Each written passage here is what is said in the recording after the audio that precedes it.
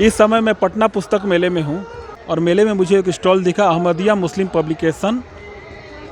मैं उसके अंदर जा रहा हूँ और आम तौर पे लोग अहमदिया के बारे में जानते नहीं। मेरे साथ में एक शख्स हैं, उनसे उनका परिचय जानेंगे और अहमदिया के बारे में जानने की कोशिश करेंगे कि अहमदिया क्या है। मैं बात करूं अगर दूसरे धर्म की, तो लोगों को मालूम ही नहीं है कि अहमदिया होते कौन हैं।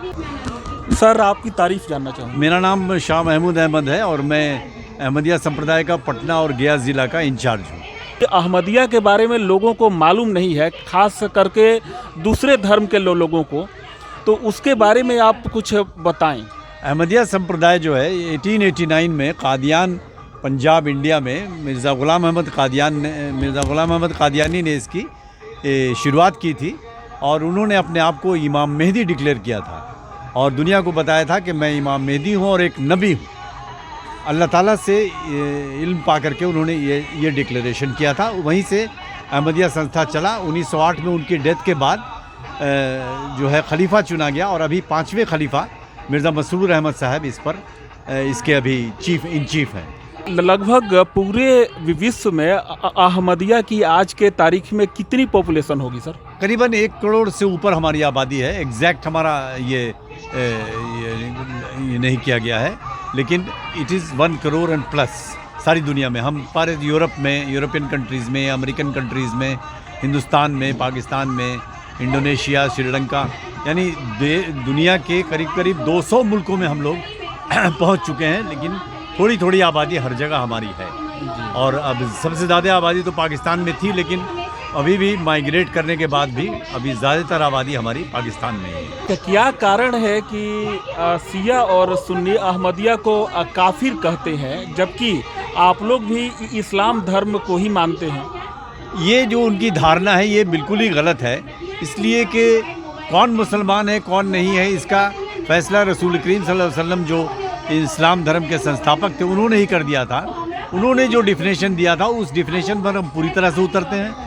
हम भी एक अल्लाह को मानते हैं, एक रसूल को मानते हैं, नमाज़ पढ़ते हैं, ज़कात देते हैं, हज करते हैं और 5 वक्त की नमाज़ भी हम उसी खाने काबा की तरफ मुँह रख करके पढ़ते हैं। ये इनकी जो धारणा है बिल्कुल ही गलत है।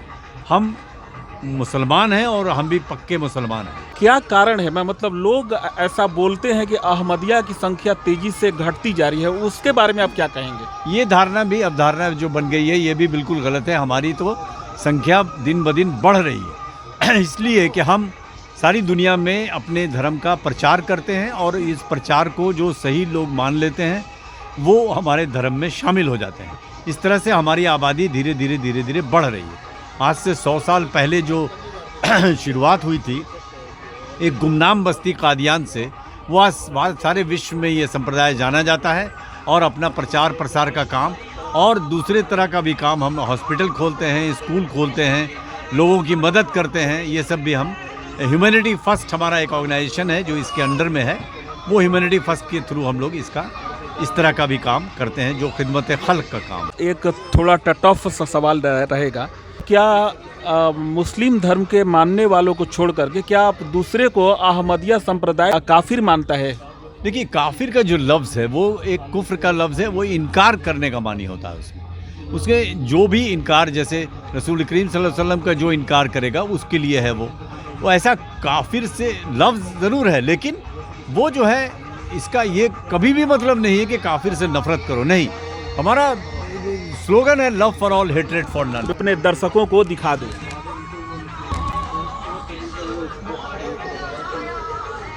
Love for all, hatred for none. There is no compulsion in religion.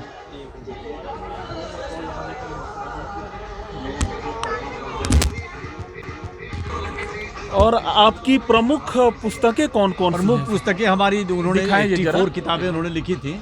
एक किताब जो थी वो उर्दू के इस्लामी उसूल की फ़िलासफ़ी जी, इस्लामी उसूल की फ़िलासफ़ी एक किताब है जो लाहौर में एक लेक्चर दिया गया था। इसमें 5 सवाल किया गया था और 5 सवालों का जवाब दिया गया था। इसमें सभी धर्म के लोगों को बुलाया गया था और ये हमारे धर्म की तरफ से ये स्पीच दी गई। एक और लास्ट किताब है उनकी, वो मैसेज ऑफ पीस, वहाँ से दीजिए। ये उनकी आखिरी किताब है मिर्ज़ा ग़ुलाम अहमद की। आखिरी पुस्तक है मैसेज ऑफ पीस, ये भी उर्दू में उन्होंने लिखी थी, उसका नाम था पैगाम सुलह। बाद में इसका अंग्रेज़ी में ट्रांसलेशन किया गया। उसने उस वक्त के लोगों को, हिंदुस्तान के लोगों को बताया था और दुनिया के लोगों को बताया था कि कैसे अमन को कायम किया जा सकता है। वो इसमें ब्रीफली उसने डिस्कस किया था और ये उनकी आखिरी किताब थी। 1908 के 27 मई को उनका स्वर्गवास हुआ। उसके दिन पहले ये किताब जो है जी कंप्लीट हुई। सर एक बात और था कि जैसा कि इस्लाम में गाय का गोश्त खाया जाता है और यहाँ पर गाय की पूजा की जाती है, तो गाय के गोश्त खाने पर आपके क्या विचार हैं? नहीं, हमारा विचार बिल्कुल ये है कि गवर्नमेंट अगर ऐसा नहीं चाहती है तो हमको वो काम नहीं करना चाहिए। इसलिए कि मैंने आपने देखा जी कि हमारा ये धर्म कहता है उलुल अम्र मिनकुम, कुरान कहता है कि तुम जिस भी हुकूमत में रहो उसका जो हुक्मरान है, जो कानून बनता है, वो कानून को तुम उस पर अमल करो। और अगर तुम्हारे धर्म के विरुद्ध कुछ कानून बनता है जो तुमको उसके, ऐसा तो नहीं कि गाय का गोश्त आदमी नहीं खाएगा तो ज़िंदा नहीं रहेगा। हाँ, अगर तुम्हारे नमाज में, तुम्हारे रोज़ा में, इन चीज़ों में अगर कोई अड़चन डालता है तो तुम पीसफुल वे में उसका एहतजाज करो और गवर्नमेंट तक ये बात पहुंचाओ कि ये आप सही नहीं कर रहे हैं। लेकिन उसके बाद भी अगर तुमको अपने धर्म को प्रैक्टिस करने में उस मुल्क में परेशानी आ रही है तो तुमको कोई जुलूस जलसा करने की ज़रूरत नहीं है। उस मुल्क से तुम माइग्रेट कर जाओ। अल्लाह की ज़मीन बहुत वसी है, इसलिए तुम दूसरे मुल्क में चले जाओ, लेकिन बगावत नहीं करना है तुमको। अच्छा, धर्म की सेवा के अलावे भी आपका कौन सा पेशा है? मेरा, और मैं बैंक से रिटायर्ड किया हूँ, इसलिए मैं अभी डिप्टी जनरल मैनेजर था मैं यूको बैंक में।